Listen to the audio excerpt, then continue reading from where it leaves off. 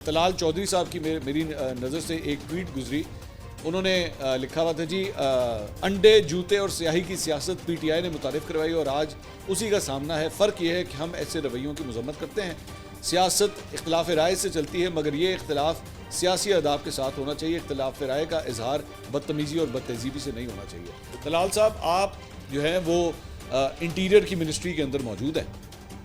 आपके नीचे तमाम कानून नाफिज करने वाले इदारे जो है ना वो आपके अंडर आते हैं। बात सिर्फ मजम्मत की हद तक नहीं होगी, बात सिर्फ और सिर्फ ट्वीट की हद तक नहीं होगी। बात तब होगी जब ये जो भी खवातीन थी या जो भी एलिमेंट्स थे जिन्होंने ये हरकत की है उनको कानून के कटोरे में ला के सज़ा दी जाए। मिसाल तब बनेगी कि हाँ, बेशक इमरान खान की बहन, हमारे मुखालिफ की बहन वहाँ पे खड़ी हुई थी, जो हमसे मुखालफत करती है, वो सब कुछ करती है, लेकिन उसके ऊपर हमला करने वालों को हमने फिर भी इंसाफ के कटोरे में ला के खड़ा किया। हमने कानून से उसको जाने नहीं दिया, कानून ने अपना रास्ता इख्तियार किया। बात सिर्फ तब बनेगी।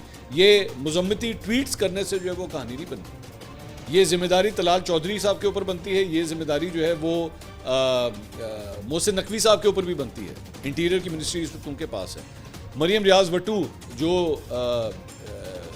बुशरा बीबी की बहन है, उन्होंने ट्वीट किया, उन्होंने कहा अच्छा ड्रामा लगा हुआ है और आप सब बेवकूफ़ बनने जा रहे हैं। Learn to analyse things, connect dots and reach conclusions. I don't know इसका क्या मतलब था।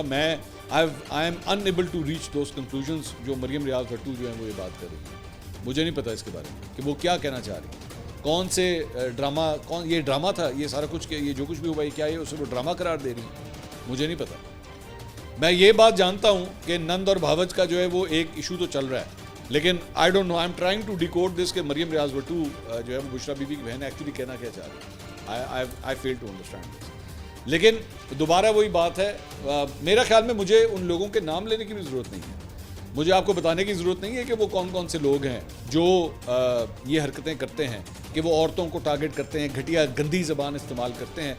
सियासी जमातों को उनसे अपना पीछा छुड़ाना पड़ेगा, क्योंकि ज़हन में रखिएगा वो ये समझते हैं कि जब ये हम घटिया ज़बान इस्तेमाल करते हैं ना, तो हमारी लीडरशिप जो है ना वो बड़ा सपोर्ट करती है, और फिर उसके बाद होता ये है कि किसी और की माँ बहन जो है ना वो इस तरह टारगेट होती है। तो बराए मेहरबानी ये सबक सीखिए, पाकिस्तान तहरीक इंसाफ भी ये सबक सीखिए और नून लीग भी ये सबक सीखे कि इस किस्म के तमाम एलिमेंट्स को अपने आप से दूर करें।